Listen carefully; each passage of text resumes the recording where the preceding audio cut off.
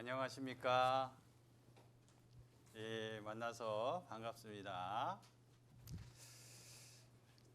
잠깐 하나님께 기도드리고 오늘 말씀 함께 하시겠습니다.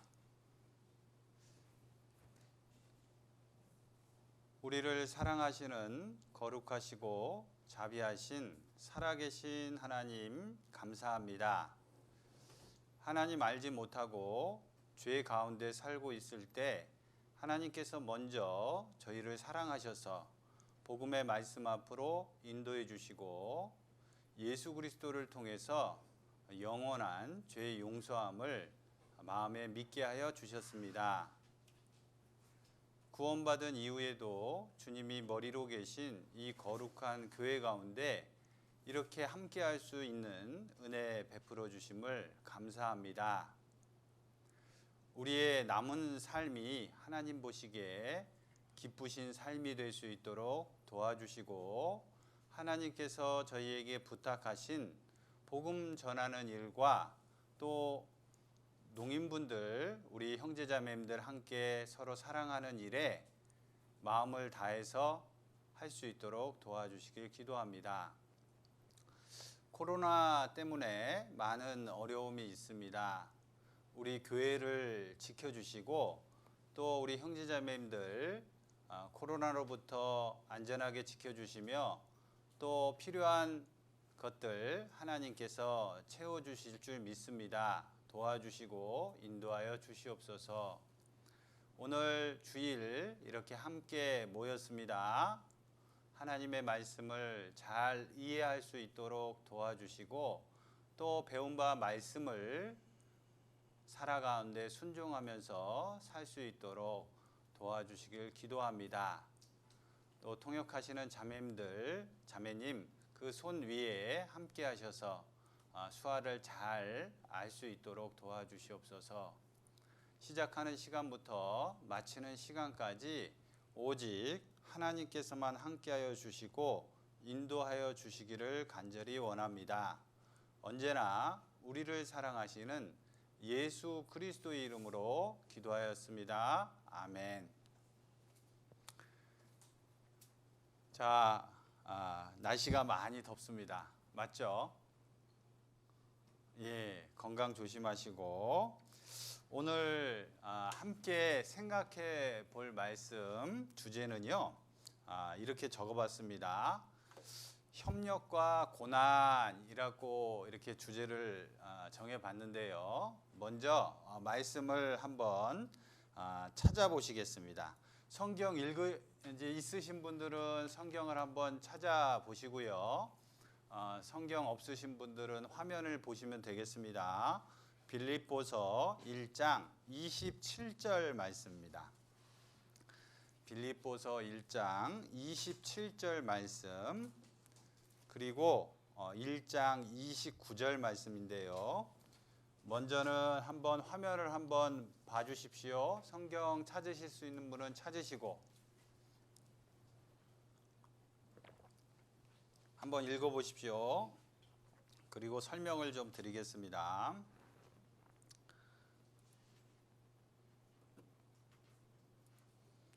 자, 1장 27절, 29절 말씀인데요. 이제 수화를 한번 봐주십시오. 예, 수화 한번 봐주십시오. 제가 한번 읽겠습니다. 오직 너희는 그리스도 복음에 합당하게 생활하라. 이는 내가 너희를 가보나 떠나 있으나 너희가 일심으로 서서 한 뜻으로 복음의 신앙을 위하여 협력하는 것과 자, 너희는 그리스도 복음에 합당하게 생활하라 그랬습니다. 이 합당하게라고 하는 것은 적합하게, 맞게 이렇게 생활하라 그런 겁니다. 구원받았으면 구원받은 사람처럼 생활하라. 천국의 소망이 있는 사람처럼 생활하라 이렇게 말씀하시는 겁니다. 그리고 복음을 위해서 협력하라 그랬어요. 그래서 복음을 위해서 힘을 모으는 것, 서로 돕는 것 어떻게 해야 되냐? 일심이라고 그랬습니다. 일심. 여기서 일심은 마음을 모으는 겁니다. 일심. 그리고 한 뜻으로, 한 방향으로 가는 겁니다. 마음을 모으고 한 방향으로 복음을 위해서 협력해라 그런 거예요. 그리고 29절 말씀을 제가 또 이렇게 보여드렸습니다. 그리스도를 위하여, 이 그리스도 예수님을 위한 것이 무엇이냐? 그것은요 복음을 위한 것입니다. 그리스도를 위하여 너희에게 은혜를 주신 것은 다만 그를 믿을 뿐 아니라, 예수님을 믿을 뿐 아니라 또 예수님을 위하여 고난도 받게 하심이라 그랬습니다. 예수님을 위한 게 뭐냐면 복음을 위한 겁니다. 그러니까 구원받은 이후에는요 고난이 있다는 겁니다. 그래서 고린도전서 10장 31절 말씀에는요, 너희가 먹든지 마시든지 무슨 일을 하든지 하나님의 영광을 위하여 하라 그랬습니다. 자, 아까 협력이라는 단어를 말씀드렸는데, 협력이라는 단어가 한자인데요, 좀 어렵습니다. 뭐냐면 힘을 합하는 것, 서로 도와서 힘을 모으는 것을 협력이다. 이 단어 뜻이 이렇습니다. 자, 만약에 여기 청소를 해야 된다. 우리 농촌부실 청소를 해야 된다. 그러면 서로 같이 함께 힘을 모아서 청소를 하는 것, 이것을 청소를 위해서 협력한다라고 말씀드릴 수 있어요. 그러니까 어떤 분은 창문을 닦고, 어떤 분은 책상 위, 또 어떤 분은 그 밀걸레질을 하고, 이렇게 같이 서로 힘을 모아서 서로 돕는 것, 그것을 협력이라고 합니다. 그리고 이 고난은요, 고난은 괴로움과 어려움, 이게 고난의 뜻입니다. 자, 우리 농촌부실 청소를 한다고 하면 힘들죠? 예, 청소하면은 먼지도 마시고 또 힘듭니다. 땀도 나고. 함께 청소를 하면은 고난이 있습니다. 그리고 신앙생활 하면서 구원받은 이후에 이 고난이 있어요. 어려움이 있습니다. 자, 그래서 그리스도인들은, 구원받은 사람들은 서로 도와서 힘을 모으는 게 필요합니다. 자, 그래서 그리스도인의 협력이라고 그랬습니다. 그리스도인이 함께 힘을 모으는 것을 협력이라고 하는데, 그 안에 이 헌신이라는 단어가 있습니다. 1번에 헌신의 의미 그랬는데요. 이 헌신의 의미, 이 어려운 단어인데, 이 헌신이라는 게 뭐냐면요, 이런 뜻인 겁니다. 몸과 마음을 바쳐서 힘을 다하는 것, 그게 헌신이에요. 목숨까지 바치는 것을 헌신이라고 합니다. 자, 그래서 자 보십시오. 우리 이 여성분이 임신을 했죠. 아기를 가졌습니다. 그리고 그 고통 가운데 출산을 했습니다. 아기를 낳습니다. 그럼 이 엄마는요, 이 아기를 위해서요 헌신한다 그런 거예요. 아기를 위해서 분유도 주고 목욕도 시켜주고 그리고 뭐 아프면은 병원도 데려가주고 돌봐주잖아요. 이게 헌신입니다. 왜 헌신하냐? 왜 이렇게 아기를 위해서 몸과 마음을 바쳐서 돌봐주냐? 사랑하기 때문에 그렇습니다. 사랑하기 때문에 이렇게 돌봐주는 거예요. 자, 중국에요.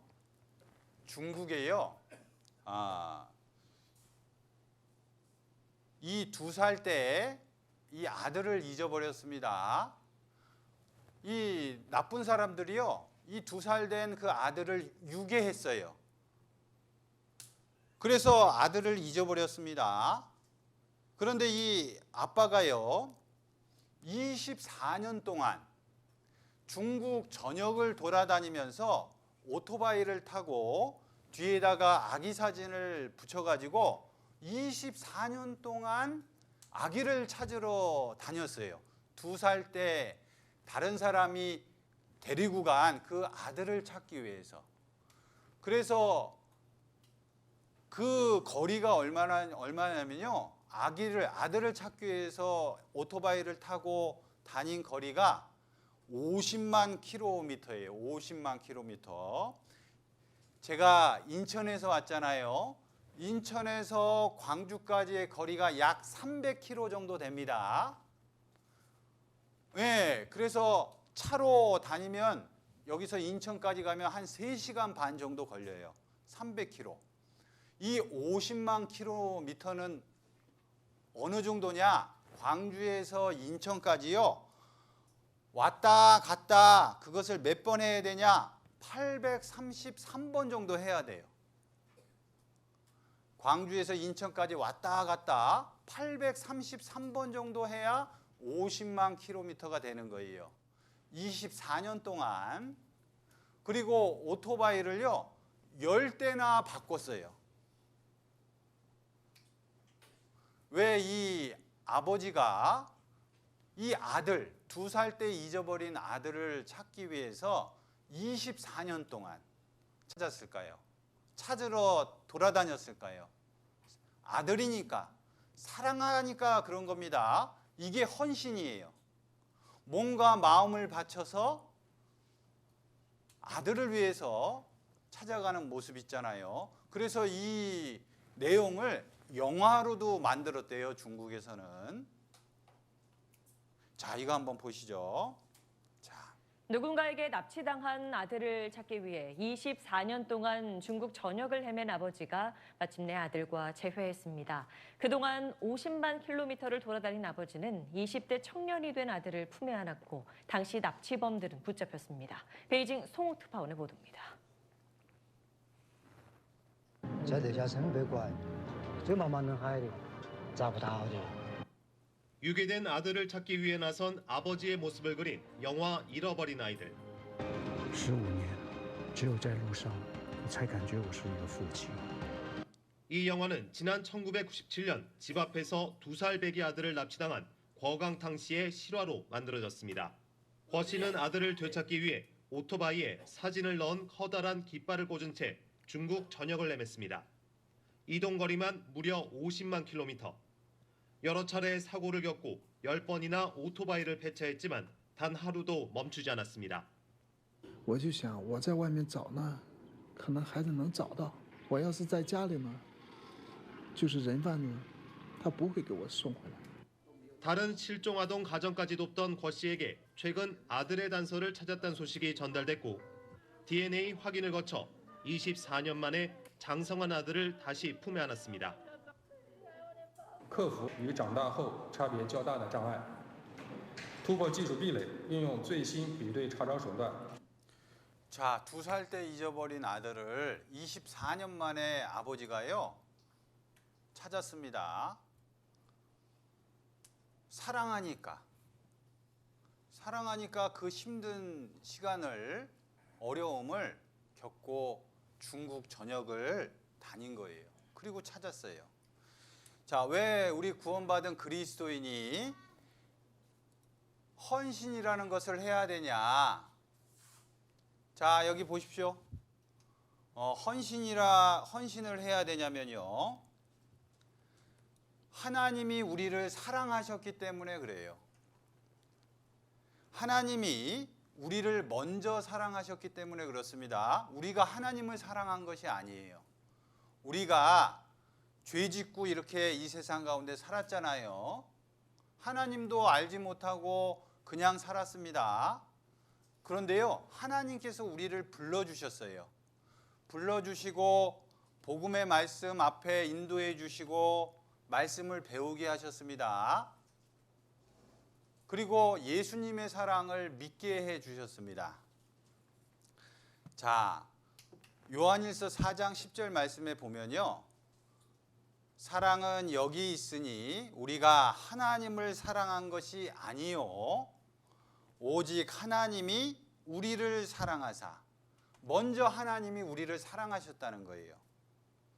그리고 우리 죄를 위해서요 예수님을 이 땅에 보내주셨습니다. 왜 보내주셨냐? 하나님과 나 사이의 죄 때문에 불편했는데, 천국에 갈 수 없었는데 하나님과 나를 친하게 해주기 위해서 제물로 예수님을 이 땅에 보내주셨다는 거예요. 하나님이 먼저 우리를 사랑해 주셨다는 겁니다. 자, 예수님이요 이 땅에 오신 것은 자기 목숨을 많은 사람의 제물로 대신 죽어주시려 이 땅에 오셨다 이겁니다. 그래서 예수님은요 내가 이 목숨을 스스로 버리노라 이랬습니다. 요한복음 10장 18절 말씀에 이를 내게서 빼앗는 자가 있는 것이 아니라 내가 스스로 버리노라 그랬습니다. 예수님은 안 죽으실 수도 있었습니다. 다 아셨어요. 그런데 스스로 십자가에 달리신 거예요. 그래서 예수님의 헌신, 우리 각자를 위해서 십자가에 죽어주셨다는 겁니다. 왜? 사랑하셔서. 자, 예수님께서 인간의 몸으로 이 땅에 오셨죠. 그리고 나의 모든 죄를 태어나서부터 지금까지 지은 죄, 그리고 앞으로 언젠지는 모르지만 내가 죽을 때까지의 모든 죄, 평생의 죄를요 하나님께서 예수님에게 이렇게 담당시키셨다, 옮기셨다 그랬습니다. 자, 그림 보시면요 내 모든 죄를 예수님한테 옮기셨다 그거예요. 이게 복음입니다. 기쁜 소식이에요. 내 죄를 다 갚아주셨다. 그것을 믿는 것, 마음속에 받아들이고 믿는 것이 구원받은 겁니다. 하나님의 자녀가 된 거예요. 자, 그래서 예수님이 이렇게 피 흘려 죽어주셨습니다. 우리 여러분들 이 사실을 마음에 믿습니까? 질문. 정말 마음속에 믿습니까? 예수님이 이렇게 나를 위해서 돌아가 주신 사실, 그거 믿고 감사하십니까? 자, 보십시오. 내가 머리로 지은 죄 때문에 예수님께서 가시면류관을 이렇게 써주셨습니다. 그리고 내가 손으로 지은 죄 때문에요 양 손에 못이 박히셨습니다. 그리고 내가 죄 지은 데 가는 발 때문에 예수님 두 발이요 못이 박히셨어요. 그리고 내 마음으로 짓는 죄 때문에 예수님 옆구리에 창이 찔리셨습니다. 그래서 오전 9시부터 오후 3시까지 6시간 동안에 십자가에 달리셔가지고요. 온 몸에 물과 피를 다 쏟으셨어요. 자, 이 예수님이 이렇게 나를 위해서 죽으셨다는 사실, 그걸 마음속에 깊이 새기고 사는 것, 그게 그리스도의 복음에 합당하게 생활하는 겁니다. 자, 보세요. 우리 농인분들 오늘 주일이죠. 교회만 왔을 때 거룩하고 깨끗한 척 하면 하나님은 다 보시잖아요. 월요일부터 토요일까지 내 마음대로, 내 생각대로, 내 마음대로 살다가 주일만 와서 기도하고 하나님의 말씀 배우고 그러면 하나님이 보실 때 어떨까요? 그것은 거짓이라는 겁니다. 주일부터 토요일까지 동일하게 내가 하나님 앞에 경건하게 거룩하게 살아야 그게 그리스도의 복음에 합당하게 생활하는 겁니다. 정말 하나님의 사랑, 예수 그리스도의 사랑을 깨달은 사람은, 마음에 믿는 사람은요, 그렇게 사는 것이 맞습니다. 우리 주위에 농인분들 많이 있죠? 교회 다니는 농인분들 많이 있습니다. 그 사람들의 생활을 한번 보십시오. 정말 바르게 생활합니까?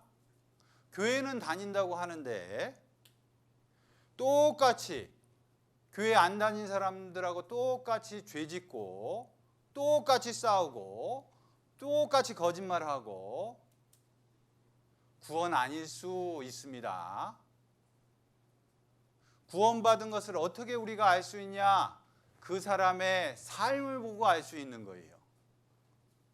말은 구원받았다고 하는데 삶에서요, 구원받은 사람의 내용이 없는 겁니다. 그것은 엉터리 거짓이에요. 자, 예수님께서 우리를 위해서 이렇게 돌아가 주셨기 때문에 우리도 다른 사람을 위해서 살 수 있는 이유가 있는 겁니다. 헌신할 수 있는 동기가 있는 거예요. 자, 보십시오. 값으로 산 것이 됐다 그랬습니다. 예수님의 피로요, 우리 죄를 갚아주셨어요. 그러니까 우리 몸도요, 우리의 삶을 통해서 우리 몸 가지고 하나님께 영광을 돌리면서 사는 것이 맞습니다. 영혼만 구원해 주신 것이 아니고 이 몸도 구원해 주신 겁니다. 구원받을 때요, 성령님께서 우리 몸속으로 들어오십니다. 그걸 모를 수도 있어요. 그러니까 하나님께서는 구원받은 사람의 몸이 하나님의 성전이다 이렇게 말씀하셨어요. 성령님께서 안에 계시니까 이 몸도 하나님의 성전이다. 그러니까 죄 지으면 안 된다. 거룩해야 된다. 이렇게 말씀하신 거예요. 그리고 이 교회를요, 하나님이 자기 피로 사셨다 그랬습니다. 값을 주고 사셨어요. 예수님께서는 하나님이 사람 모습으로 이 땅에 오신 분이 예수님이잖아요. 그러니까 예수님 피가 누구 피냐? 하나님 피입니다. 하나님이 자기 피로 값을 주고 사신 것이 교회입니다. 나도 예수님 피로 값을 주고 사셨습니다. 그러니까 이 몸으로 하나님께 영광을 드려야 돼요. 그래서 너희 몸은 하나님께로부터 받았다 그랬습니다. 또 너희 가운데 성령이 계시고 또 너희 몸에 성령이 계시다 그랬습니다. 그래서 너희는 너희 것이 아니다. 하나님 거다. 하나님 소유다. 이렇게 말씀하시는 겁니다. 왜? 예수님 피로 사셨기 때문에. 그러니까요, 이 몸이요, 너무너무 중요한 겁니다. 막 죄 짓고 막 살면 안 되는 거예요. 왜? 성령님께서 이 안에 계시기 때문에 그래요. 내가 죄 짓는 데 가잖아요. 그러면 이 안에 계신 성령님도 함께 가시는 겁니다. 그래서 구원받은 사람은 몸속에 성령 하나님께서 계시다는 것을 믿어야 돼요. 자, 그리고요, 우리는 구원받은 이후에는요, 다른 사람을 위해서 살아야 됩니다. 그러니까 봉사를 해야 돼요. 예수님께서 우리를 위해서 죽어주셨잖아요. 그러니까 구원받은 이후에는요, 나만 위해서 살면 안 돼요. 다른 사람의 유익을 위해서, 다른 사람을 위해서 사는 것이, 그것이 합당하게 사는 것이다. 그렇게 말씀하시는 겁니다. 자, 보세요. 우리 광주교회 농선부죠? 우리 여러분들께서 우리 광주교회 굉장히 큰 건물 보시잖아요. 저기 본당도 크고 여기 교육원도 크잖아요. 그리고 이런 여러 가지 책상, 의자, 시설 이런 것들 눈으로 보시죠. 어떤 형제 자매님들이 돈이 많아서 이렇게 헌금을 많이 해서 이렇게 만드신 것이 아닙니다. 제가 듣기로는요, 옛날에 이 교회당을 건축하기 위해서 형제 자매님들이 어떻게 하셨냐, 신문지 모아서 그 박스 모아가지고 교회 가져와가지고요, 팔아가지고 헌금해가지고 이 큰 교회당을 건축하신 겁니다. 다른 사람을 위해서 그렇게 한 거예요. 다른 형제자매들을 위해서 그렇게 한 겁니다. 복음을 위해서 그렇게 한 겁니다. 이 큰 건물을 보세요. 이게 저절로 됐겠습니까? 아주 힘들게 돈 벌어서 헌금한 거예요. 왜냐하면 예수님이 나를 위해서 죽어준 사실을 마음속에 믿고 감사하기 때문에 그렇게 할 수 있는 거예요. 그래서 구원받은 이후에는요, 다른 사람을 위해서 사셔야 됩니다. 자, 그래서 봉사하셔야 돼요. 봉사. 자, 예수님이 나를 위해서 죽어주셨잖아요. 그러면 나는 천국에 갈 수 있는 믿음을 가졌습니다. 소망을 가졌습니다. 그러면요, 그 은혜에 보답하려고 하는 마음으로 어떻게 하면 그 사랑에 보답할 수 있을까라는 생각으로 사셔야 된다는 거예요. 그래서 하나님께서는 이렇게 말씀하셨습니다. 시편에 여호와께서 내게 주신 모든 은혜를 무엇으로 보답할꼬 그랬습니다. 하나님께서 내게 주신 은혜, 천국 갈 수 있는 것, 구원받게 해주신 것, 그리고 지금도 우리를 살 수 있도록 하나님이 다 도와주시고 보호해 주십니다. 인도해 주셔요. 그 은혜를 무엇으로 보답할꼬 그랬습니다. 그러니까 다른 사람을 위해서 봉사하면서 사는 것이 그리스도인의 복음에 합당하게 생활하는 것이라 말씀드릴 수 있습니다. 자, 저가 모든 사람을 대신하여 죽으심은, 여기서 저는 누구냐면 예수님이십니다. 예수님이 우리를 위해서 죽어주신 것은 이제 산 자들로 다시는 저희 자신을 위하여 살지 않고, 구원받은 이후에는요, 이제 자기 자신만 위해서 살면 안 됩니다. 우리를 다시 살게 하신 자, 예수님이죠. 예수님을 위해서 살게 하려 함이라 그랬어요. 그래서 로마서에는요, 로마서에서는 이 우리 중에 그랬습니다. 이 우리는 구원받은 사람이에요. 우리하고 똑같습니다. 우리 중에 누구든지 자기를 위하여 사는 자가 없고 자기를 위해 죽는 자도 없도다. 이제 예수님을 위해서 사셔야 돼요. 다른 사람을 위해서 사셔야 됩니다. 그래서 우리가 살아도 예수님을 위해서 살고 죽어도 예수님을 위해서 죽나니 살든지 죽든지 예수님을 위해서 해야 된다는 거예요. 그게 그리스도의 복음에 합당하게 생활하는 겁니다. 자, 우리가 하나님의 사랑을 받았잖아요. 그 받은 사랑을 다른 사람에게 나눠주면서 사셔야 됩니다.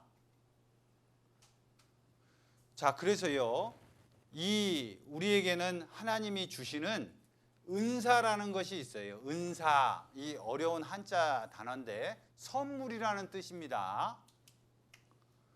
성령님이 주시는 선물, 그것을 은사라고 하는데 우리 가운데는 하나님이 주시는 은사가 있어요. 자, 예를 들어서 어떤 형제님은 청소를 잘 하십니다. 그것이 하나님이 주시는 은사입니다. 교회를 위해서. 그리고 어떤 자매님은 위로해 주는 것을 잘해요. 누가 힘들면은 도와주고 위로해 주는 것을 잘하는 분이 계셔요. 그것이 성령님이 주시는 은사예요. 어떤 분은요, 신방 가는 것을 잘하시는 분이 계셔요. 그것이 하나님이 주시는 은사예요. 또 어떤 분에게는 이렇게 말씀을 전하는 은사를 주시는 경우도 있습니다. 가르치는 은사. 그리고 여기서 이렇게 통역하시는 자매님 있잖아요. 통역을 잘 할 수 있도록 수화에 대해서 잘 배우고 수화로 이렇게 전달하는 은사. 그것도 성령님이 주시는 은사예요. 그래서요, 은사가 없는 사람은 없습니다. 다 있어요. 그런데 다 다릅니다. 왜 하나님께서 이 은사를 주시냐면 교회의 유익을 위해서, 또 성도의 유익을 위해서 이 은사를 주신다는 거예요. 그런데 그 중에 가장 좋은 은사가 무엇이냐? 고린도전서 13장은 사랑장이라고 합니다. 사랑에 대해서 말씀하신 성경이 고린도전서 13장이에요, 주로. 그런데 너희는 더욱 큰 은사를 사모해라. 그게 무엇이냐? 사랑이라는 거예요, 사랑. 은사 중에 최고가 무엇이냐? 사랑하는 것이다 라는 거예요. 그래서 하나님께서 우리에게 각각입니다. 하나님이 은사를 주셨어요. 받은 은사 각각 다르다 이렇게 말씀하셨습니다. 그러니까 내가 구원받고요, 그냥 교회만 왔다 갔다 이렇게 하면 안 된다는 거예요. 다른 사람의 유익을 위해서, 다른 사람을 위해서 봉사를 해야 된다는 거예요. 그래서요, 우리는 하나님께 받은 사랑 때문에 다른 사람을 위해서 봉사해야 됩니다. 자, 아기가 태어났어요. 그러면 아기는 일을 못합니다. 그냥 부모님의 돌보심을 받아야 돼요. 맞죠? 엄마가 우유 주고 목욕시켜 주고 그리고 돌봐줘야 됩니다. 가족들이 돌봐줘야 돼요. 그런데 그 가족 중에 어른은요, 성장한 어른은요, 그 가족을 위해서 도와줄 수 있는 겁니다. 그래서 이걸 아셔야 돼요. 우리 안에는 아기 같은 믿음도 있고 또 조금 성장한 믿음을 가진 분도 계시고 또 믿음이 강한 분도 계시고 다 다르다는 거예요. 그래서 어린아이 보십시오. 어린아이는요, 자기밖에 모릅니다. 자기가 원하는 대로만 행동해요. 그런데 어른은요, 자기만 생각하는 것이 아니고 다른 사람을 생각합니다. 그러니까 믿음도 이와 같다는 거예요. 자기만 생각하는 사람 우리 안에 있을 수 있습니다. 그것은 어린아이와 같은 믿음이라는 거예요. 그런데 어른 같은 믿음은요, 성장한 믿음은 다른 사람을 위하고 다른 사람의 유익을 위해서 헌신한다는 거예요. 그러니까 우리는요, 구원받은 이후에는 믿음이 성장되어야 되는 게 맞습니다. 어떻게 성장되냐? 하나님의 말씀을 배우고요. 말씀에 순종하려고 노력할 때 믿음이 성장되는 거예요. 구원받는 것도 하나님의 말씀으로만 구원받을 수 있습니다. 구원받은 이후에도 내가 변하는 것, 하나님 보시기에 합당하게 변하는 것은 이 말씀을 통해서 내가 말씀을 배우고 순종하려고 노력할 때 내가 하나님 앞에 합당하게 변하는 거예요. 그러면요, 주위에서 딱 보면 와, 저 사람 많이 변했네, 이렇게 알 수 있는 겁니다. 그런데 주일날 말씀만 배우고 또 집에 가서 마음대로 살잖아요. 그러면 변화가 없어요. 여전합니다. 구원받았다고 해도 10년이 지나고 20년이 지나고 30년이 지나도 말씀에 순종하는 것이 없으면 변화가 없어요. 여전하다. 수화 여전하다 쓰시죠? 옛날 습관 그대로 여전한 거예요. 그래서 빌립보서 4장 9절 말씀에 보면 너희는 내게 배우고 받고 본 바를 행하라 그랬어요. 오늘 이렇게 주일날 오셔서 말씀 배우시잖아요. 행하는 게 중요한 거예요. 실천이 중요한 겁니다. 그리하면 그랬어요. 그리하면, 그렇게 행하면 평강의 하나님이 너희와 함께 하시리라, 그렇게 말씀하셨습니다. 중요한 것은요, 살아계신 하나님이 나와 함께 동행하고 있냐 이거예요. 하나님이 도와주시는 것을 내가 삶 가운데 경험하고 살고 있냐 이거예요. 이것이 중요합니다. 그리고요, 하나님이 함께 하신다는 증거가 뭡니까? 구원받는 사람이 생기는 거예요. 6월 말에 장흥교회 전도 집회 있었죠? 소식 들으셨을 겁니다. 우리 오늘도 그 장흥교회에 참석하셔가지고 구원받으셨다고 하시고 이렇게 오늘 두 번째 나오신 분이 계시잖아요. 그러니까요, 내가 하나님의 말씀을 배우고 내 죄 용서함 받았다, 구원받았다 이렇게 말하고 간증하고 교회에 나와서 교제 가운데 있는 이 모습이 하나님이 함께 하신다는 확실한 증거입니다.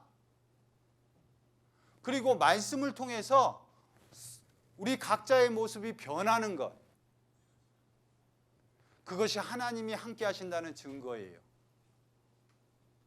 자, 오늘 말씀드리잖아요. 봉사, 구원받은 사람은 다른 사람을 위해서 사셔야 돼요. 우리 농촌부 안에서도요, 할 일이 많이 있습니다. 지금 농촌부 깨끗하죠? 이렇게 깨끗하다는 것은 누군가 여기 청소를 했다는 거예요. 우리 형제자매님들 여기 청소하셨습니까? 다른 누군가가 청소를 해놓은 겁니다. 그분은요, 다른 사람을 위해서, 우리를 위해서 더운데 이렇게 와가지고 미리 청소를 해놓은 거예요. 그러니까 여기 계신 분들은 오늘 말씀 배우셨으면요, 앞으로 다른 사람을 위해서 내가 할 일이 있습니다. 그것을 찾아서 해야 돼요. 농촌부 청소도 해야 되고요. 또 다른 농인분들, 차 없는 분들 도와주기도 하고, 힘들면 또 물질적으로도 도와주기도 하고, 마음이 힘들면 위로도 해주고 기도도 해주고, 그것이 하나님 보시기에 합당한 생활입니다. 믿음이 성장한 그런 모습인 거예요. 자, 그래서 우리는 봉사를 하셔야 돼요. 다른 사람을 위해서 사셔야 됩니다.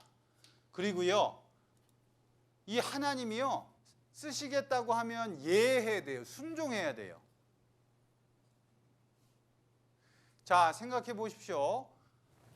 예수님은요, 나를 위해서 십자가 위에서 6시간 동안 고통받으시고 돌아가셨고, 다 이루었다, 다 갚았다, 너 죄 다 갚았으니까 이제 걱정하지 마라, 이렇게 하나님이 말씀을 통해서 기록해 두셨잖아요.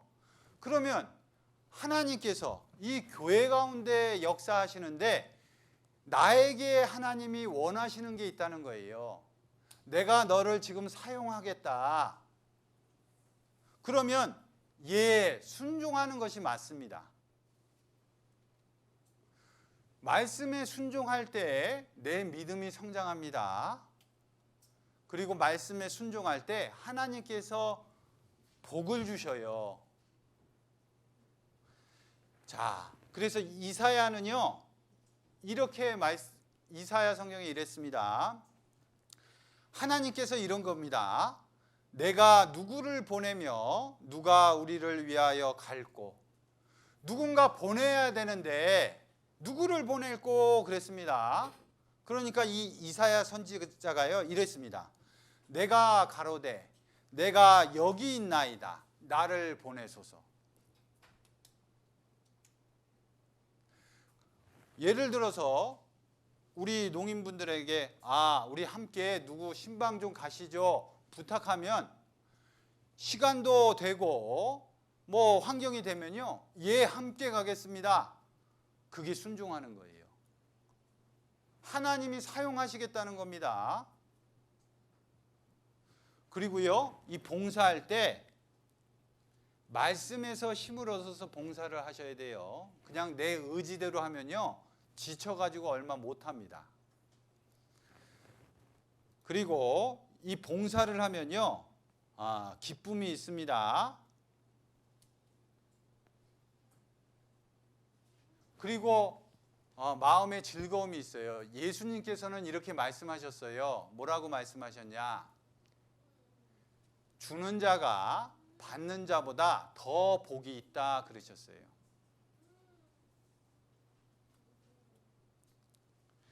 자, 누구 식사 대접을 하잖아요. 물론 식사 대접 초대받아서 이렇게 받는 사람도 기쁩니다. 그런데요, 식사 대접을 하는 사람 있잖아요. 하나님이 더 복이 있다 이렇게 말씀하시는 거예요. 왜냐하면 하나님이요, 다 갚아주십니다. 몇 배로 갚아주셔요. 또 이 세상에서 그 갚는 것이 답이 없으면요, 하늘나라에서 하나님 만났을 때 하나님이 갚아주십니다. 그러니까 이 돈이 참 우리에게는 필요하잖아요. 이 더운데 밖에서 일해서 버는 돈 아깝죠. 귀합니다. 그런데 그것을 복음을 위해서 사용할 때, 다른 사람을 위해서 사용할 때요, 하나님은요, 그것을 아주 귀하게 보신다는 거예요. 그래서 우리 이 돈도 귀한데 다른 사람을 위해서 사용해야 됩니다. 특별히 복음을 위해서 사용해야 돼요. 우리 여러분들, 우리 형제자매님들 구원받았는데 11조 아직 못 하시는 분 계십니까? 이거 굉장히 고민해 보셔야 됩니다. 기도해 보셔야 됩니다. 왜냐하면요, 11조가 그 의미가 하나님이 나를 구원해 주셨다, 내 모든 것은 하나님이 주셨다, 내 목숨도 살려주셨고 천국에 들어가게도 해주셨고 지금도 살아있는 것도 하나님의 도우심으로 되는 것이다, 그것을 인정하는 거예요. 하나님의 살아계심을 인정하는 거고 나를 구원해 주신 것을 인정하는 거고 나의 생명도 지금도 지켜주시고 보호해 주시고 인도해 주시는 것을 인정하는 거예요. 그러니까 이 11조는요 너무 중요한 겁니다. 사람에게 하는 것이 아니고 하나님께 하는 거예요. 자, 그래서 이 봉사 있잖아요. 다른 사람을 위해서 하는 것, 유익을 위해서 하는 것, 이거 너무 중요합니다.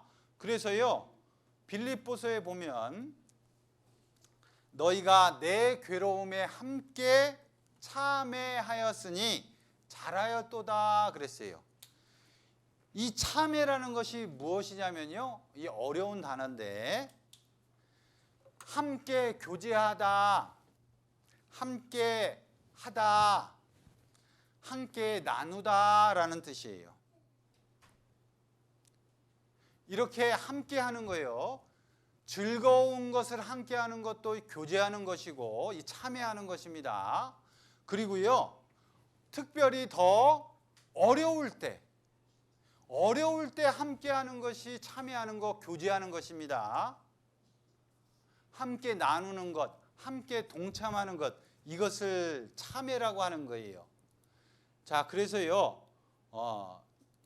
고난에 참여하는 것, 이것을 잘했다 그랬어요. 너희가 내 괴로움에, 고난에 함께 한 것, 그거 참 잘했다 그런 거예요. 그래서 하나님께서요, 이렇게 말씀하셨습니다. 모든 것이 합력해서, 모든 것 있잖아요. 우리의 모든 것들을 합력해서 하나님의 선을 이룬다 그랬어요. 우리에게 벌어지는 좋은 일, 나쁜 일, 슬픈 일, 이런 것이 모두 모아져서 선을 이룬다. 하나님의 복음이 전해진다. 이렇게 말씀하셨습니다. 그래서 복음에 합당하게 생활하라.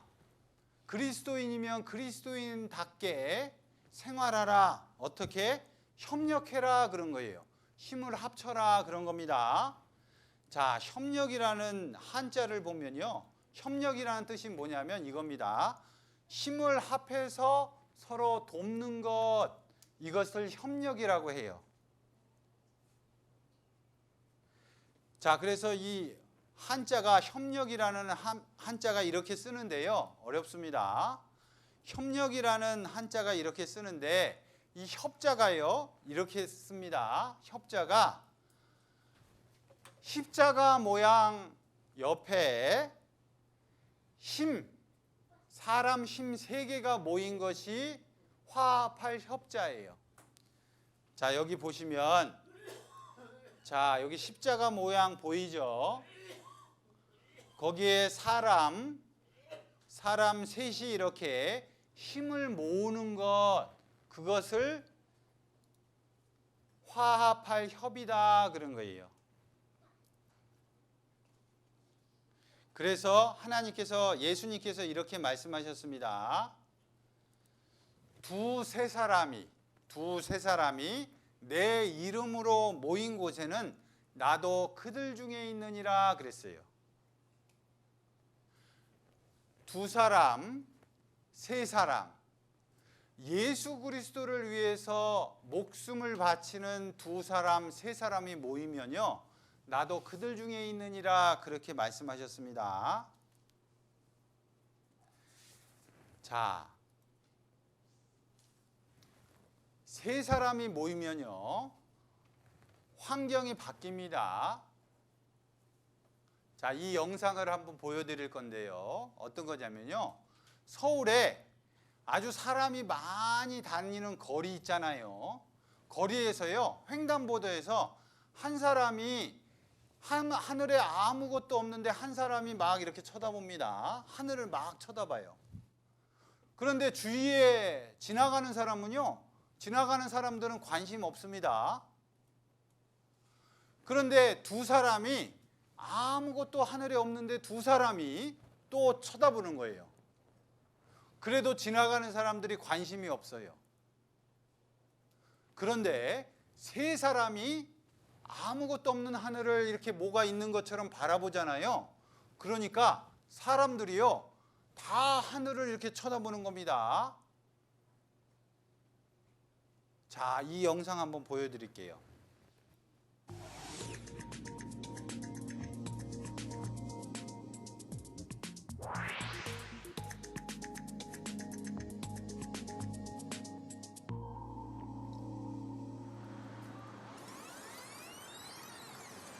여기서 잠깐 되돌아가 볼까요?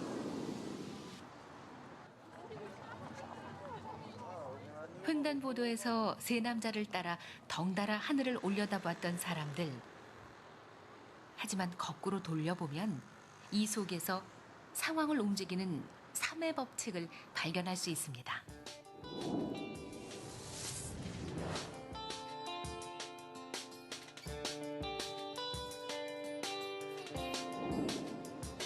세 명의 남자가 거리 한복판에서 뭔가 발견한 듯 하늘을 올려다보는데, 사실 이때 우리는 상황을 바꾸는 실험을 하고 있었죠. 하늘을 올려다보는 사람이 한 사람일 때, 두 사람일 때, 그리고 세 사람일 때,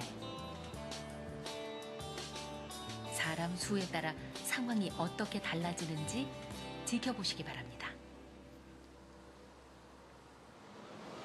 처음엔 딱 한 사람만 횡단보도에 나섭니다. 지나가는 사람들, 이런, 아무도 이 남자에게 관심을 보이지 않는군요. 그저 이상한 사람으로 여길 뿐입니다. 이때 두 번째 사람이 등장합니다. 하지만 이번에도 별 반응이 없습니다. 간혹 이상하다는 듯 흘깃 쳐다보기만 할 뿐 금세 갈 길을 가버리는군요. 드디어 첫 번째, 두 번째에 이어 세 번째 사람이 등장합니다. 그리고 동시에 아무것도 없는 하늘을 올려다봅니다. 이제 어떤 일이 벌어지는지 보시죠.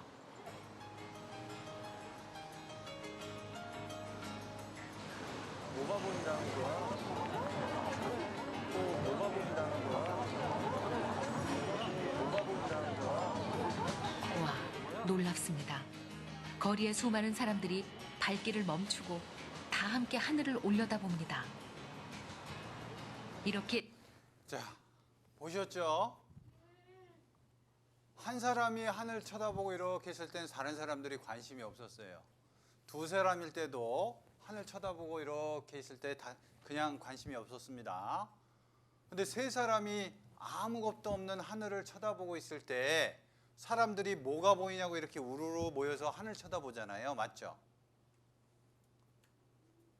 그래서 우리가요, 복음을 위해서 예수님께서 이렇게 말씀하셨잖아요. 두세 사람이 내 이름으로 모인 곳에는 나도 그들 중에 있느니라.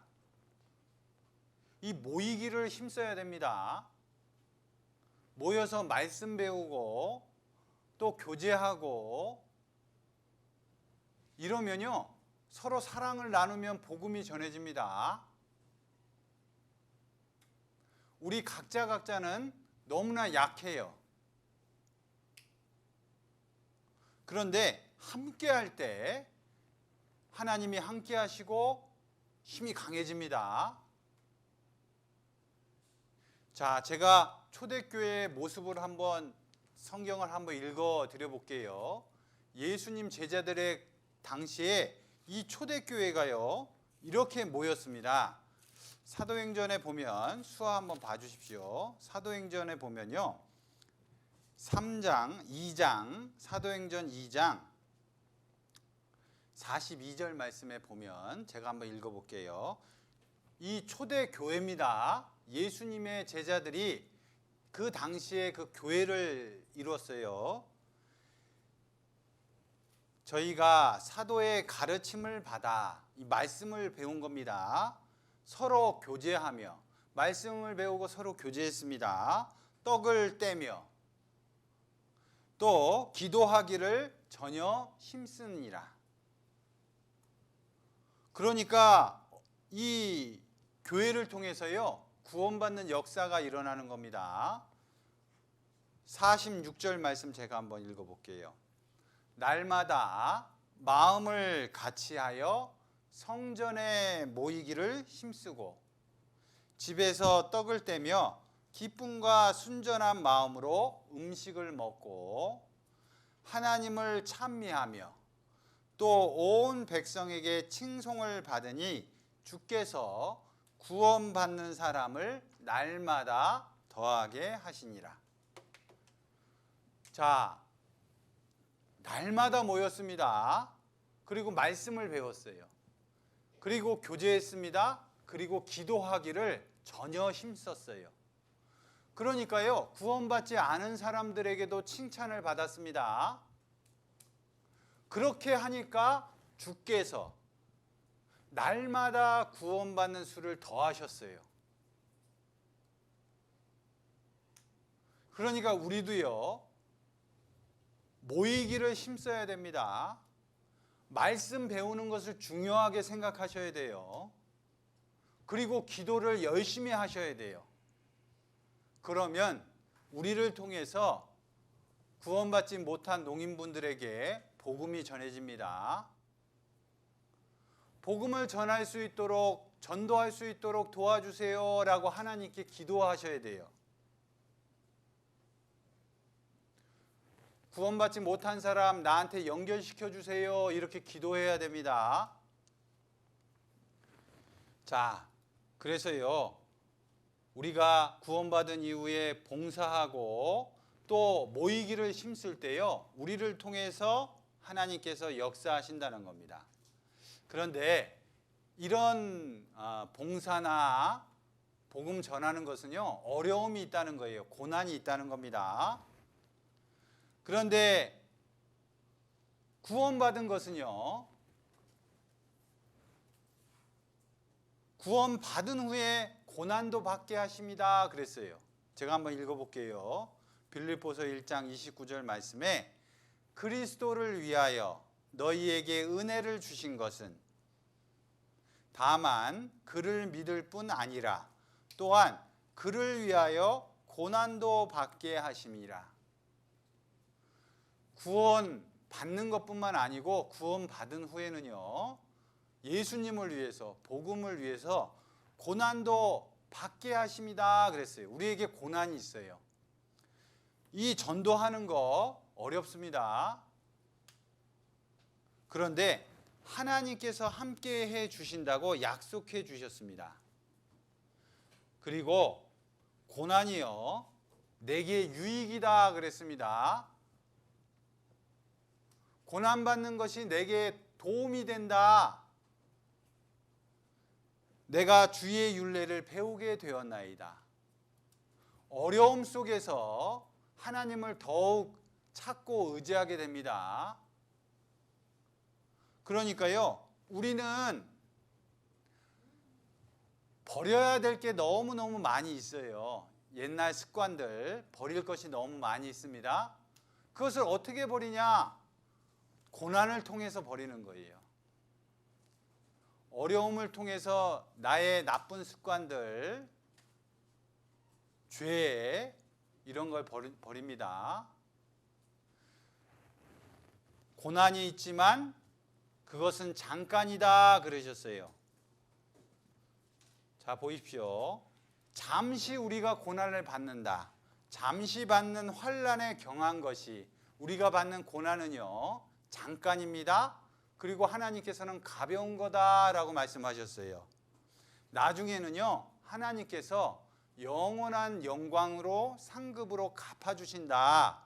그래서 지극히 크고 영원한 영광에 중한 것을 우리에게 이루게 함이니. 자, 보이는 것은 잠깐이다 그랬습니다. 우리가 이 세상에 사는 것이요, 잠깐이에요. 금방 지나갑니다. 그런데 보이지 않는 것은 영원한 것이다. 우리는 보이지 않는 것을 위해서 사셔야 돼요. 그래서 형제자매님들 서로 도와주고 위해서 기도해주고 복음을 위해서 함께 합력하는 것, 힘을 모으는 거 있잖아요. 그게 하나님이 보실 때 기뻐하시는 일입니다. 나중에 상으로 다 갚아주신다고 말씀해 주셨어요. 자, 이렇게 상 주신다고 그랬습니다. 우리는 상 받기 위해서 이제 열심히 살아야 돼요. 자, 예수님께서 이렇게 우리 각자에게 상을 주신다고 말씀하셨습니다. 해의 영광도 다르며 달의 영광도 다르며 별의 영광도 다른데 별과 별의 영광도 다르다 그랬어요. 우리가 받는 각각의 상은요 다 다릅니다. 행한 대로 갚아주신다 이렇게 말씀하셨습니다. 그러니까요 우리가 사는 목적이요 이제 하나님 그 은혜에 보답하기 위해서 살기도 하고 감사해서 그리고 나중에는요 상 받기 위해서 사셔야 돼요. 자,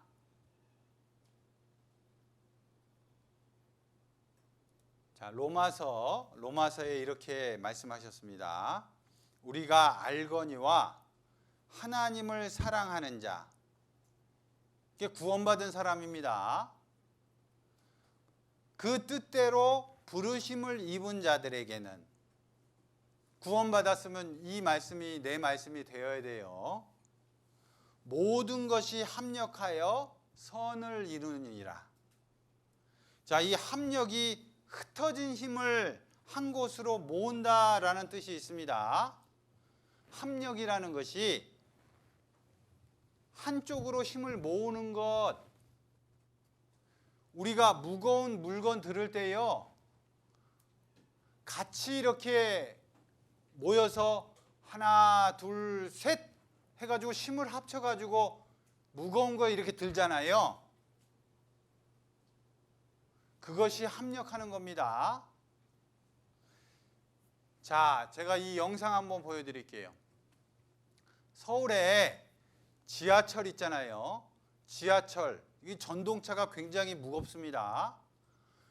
전동차가 이렇게 들어오는데요. 한 분이 거기에 이렇게 그 틈새에 빠졌어요. 낀 겁니다.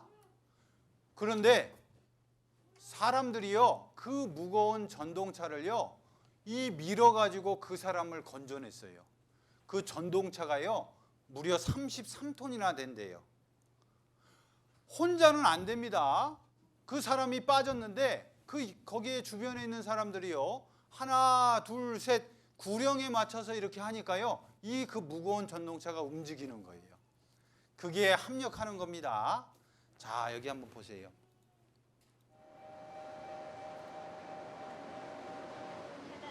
이 플랫폼에 다시 한번 서보시죠.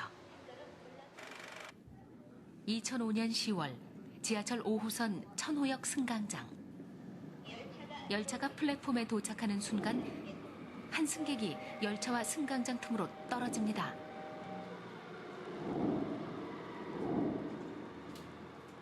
그리고 잠시 후 승객들이 내리더니 전동차에 손을 얹고 다 함께 밀기 시작하는데 순간 기우뚱 전동차가 움직입니다. 그 사이 승객들은 선로에 끼인 사람을 무사히 구출해냅니다. 몇 사람이서 밀어서 이게 밀리지 않거든요. 이게 아무리 밀어도 이 큰 열차가 밀리지 않는 거예요. 목숨이 위태로웠던 순간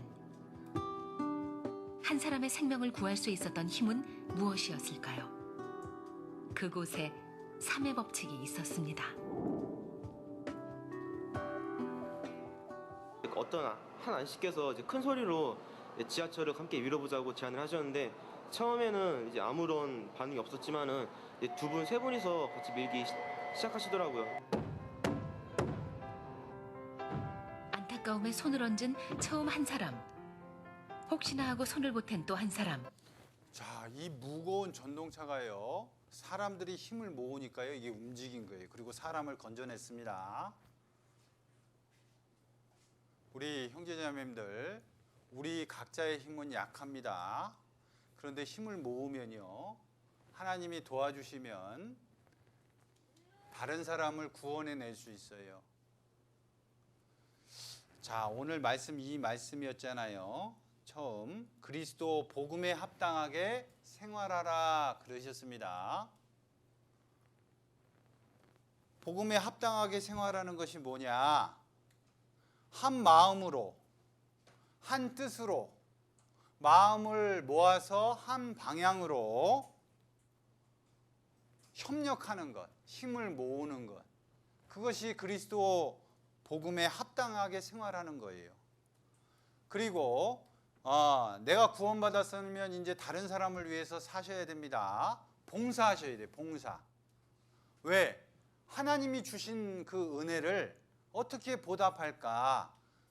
그것은 다른 사람을 위해서 사는 겁니다. 다른 사람을 위해서 사는 것은요, 고난이 있습니다. 그리스도를 위하여 너희에게 은혜를 주신 것은 다만 그를 믿을 뿐 아니라 또한 그를 위하여 고난도 받게 하심이라. 복음을 위해서 고난이 있어요. 그런데 하나님이 함께해 주심으로 그 어려움을 이길 수 있습니다. 그리고 고난을 받으면요, 나에게 유익이 있습니다. 하나님의 말씀을 깨닫는 것이 더 많아지는 거예요. 그래서 앞으로 우리 구원받지 못한 농인분들을 위해서 우리 형제자매들이 힘을 합치셔야 돼요. 협력하셔야 돼요. 그리고 고난, 그거 교제 가운데 있으면 말씀을 통해서 능히 이길 수 있습니다. 참고 견뎌라 그렇게 말씀하신 거예요. 서로 사랑해라 이렇게 말씀하시는 겁니다. 자, 그래서 오늘 협력과 고난에 대해서 말씀 한번 드려봤습니다. 잠깐 하나님께 기도하시고 마치겠습니다. 우리를 사랑하시는 살아계신 하나님, 오늘 하루도 저희에게 생명을 허락해 주시고 또 교회에 나올 수 있도록 마음과 환경을 허락해 주셔서 감사합니다. 하나님, 하나님께서 저희에게 베풀어 주신 그 크신 사랑을 저희가 말씀을 통해서 믿었습니다. 구원받은 이후에 교회의 유익을 위해서 또 다른 형제자매님들 유익을 위해서 살아갈 수 있도록 저희 마음을 허락해 주시고 또 말씀을 순종하는 가운데 하나님의 그 선한 일이 우리를 통해서 역사되어질 수 있도록 도와주시길 기도합니다. 코로나로 인해서 많은 어려움이 있습니다. 교회를 지켜주시고 또 우리 각자를 그 전염병으로부터 보호해 주시기를 기도합니다. 다음 만날 때까지 하나님과 함께 동행하는 삶이 될 수 있도록 인도하여 주시옵소서. 언제나 우리를 사랑하시는 예수 그리스도의 이름으로 기도하였습니다. 아멘.